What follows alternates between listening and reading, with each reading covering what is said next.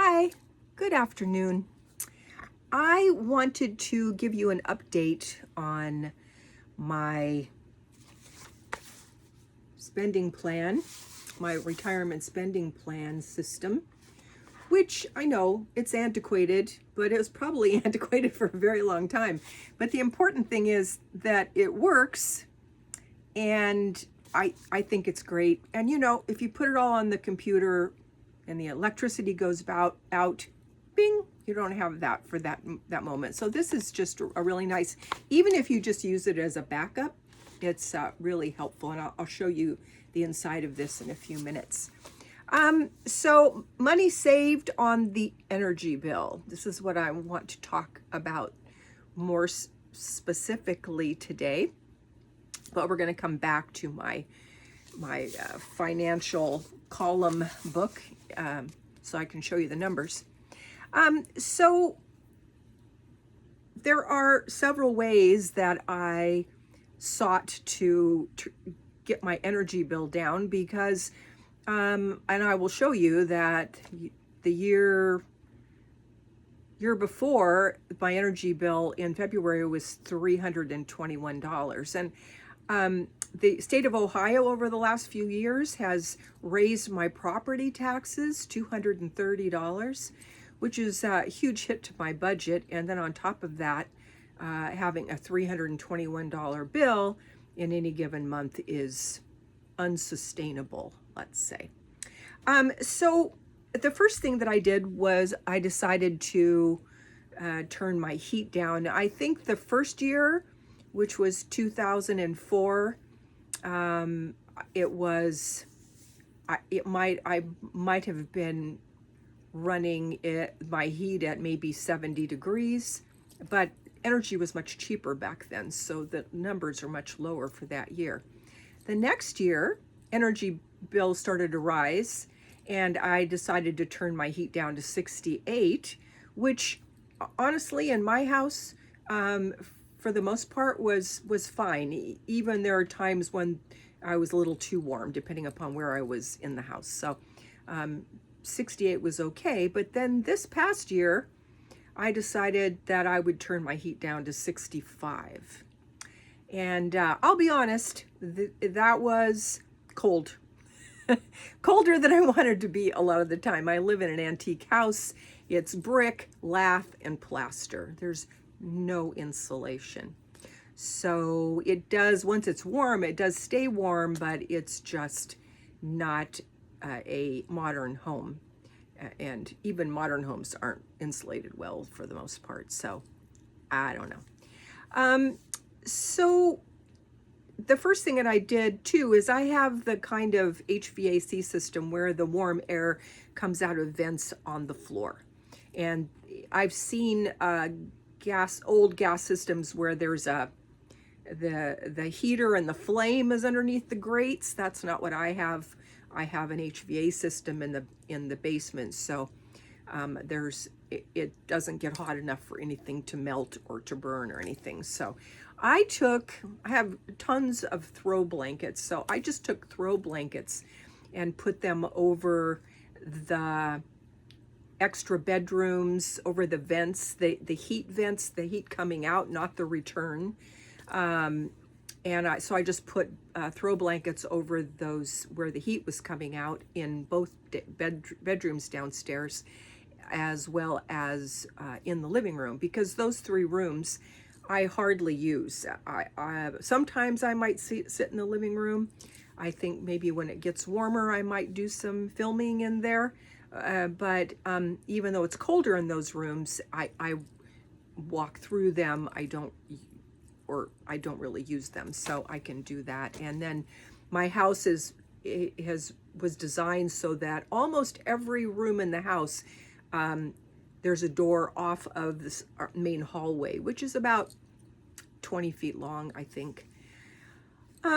So and also the thermostat is in that hallway, so it's just reading the heat in the hallway, and I stay in the dining room, kitchen, bathroom most of the time. So, and then I go upstairs to go to sleep at night. So it was plenty warm for me, but even that, I have a nice warm soft coat, and sometimes I would put a hat on too, just to be sure I was toasty warm and not uncomfortable at all. But yeah, it was a very cold winter, and there were days when it was very cold. So there's that. I also put a plastic sheet, I think I said between the living room and the hallway, and that keeps the hot air going into the living room as well. So that was very helpful. And then I have my 13 column book. And so starting in 2024, I started writing down amounts. Before that, I didn't. And I wish I would have done it sooner, because it's a great way to have a hard copy of the amounts through the years. And it's fun because I'm actually lowering the bills, and I know what I'm trying to lower. So I'm just going to read it to you because I don't think you can really see it. So I'll show you. But in 2024, my energy bill was in January 204. I won't say the change. In February, it was 220. And in March, it was 174. That's 3 years ago.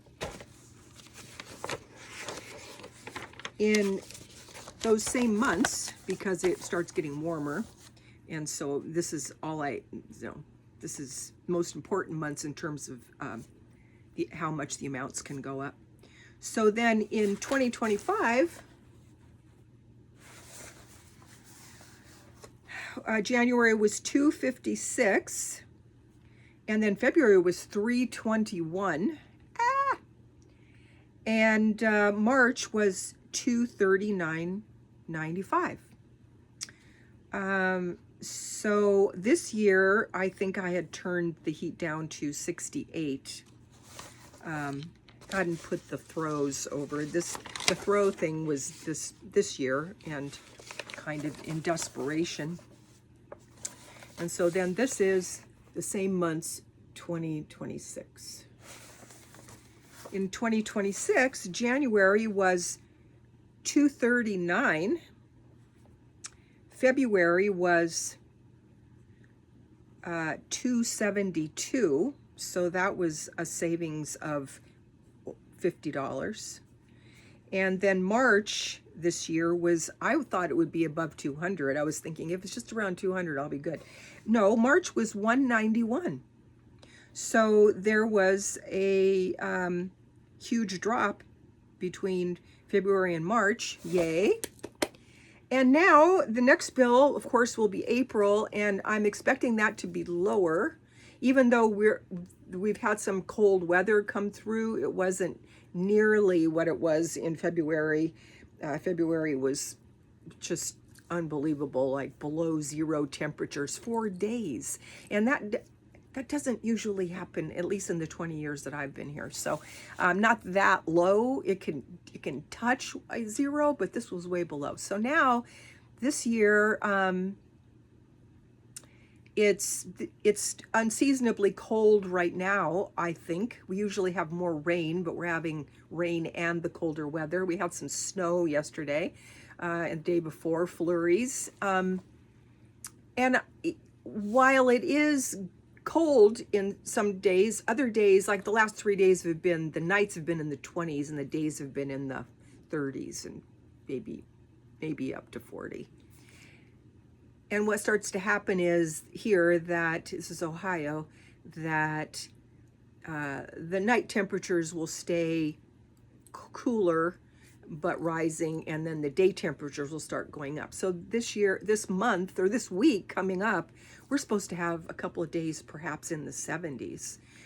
Still cooler at night, but now by then we'll be into the 40s and maybe even 50s at night. So it's trending warmer, but I have been told that here you can't, and probably in many places in the East, you can't be sure the frost is gone until Mother's Day. So we got to wait for that. But I did want to let you know that my systems are working, and I love this because this has got more than about 50 pages in it. So if I keep using this is why I covered it, because I want to keep using it, and then I can go back and look at over the years, 50 years, if I live that long, which I'm intending to, 50 years worth of bills. And that's really helpful. And even though the last fall, all the energy rates went up again, and still, this past energy bill was $191. So I think I'm doing pretty good. So I wanted to also, you can look at my financial spending plan, episode 43, and I explain a little bit more, but this is the best explanation when you can see how it works. And I just think it was genius how my dad, he had a much smaller, he did everything. He marked it out on a piece of paper, and he had a much smaller version, but I didn't want to do that. So I found this 13 column bookkeeping book that you can get at like home office supply stores and that kind of stuff. So anyway, thank you, and I hope that that's helpful. And you can take the power out of the energy company's hands and not just run your temps at exactly what you always have. You can lower them, and it's much more worthwhile to me to be able to pay less. And since it's just me here, it's just whatever I want to do. So good luck, God bless, and I will see you on the next one. Have a good day. Bye-bye.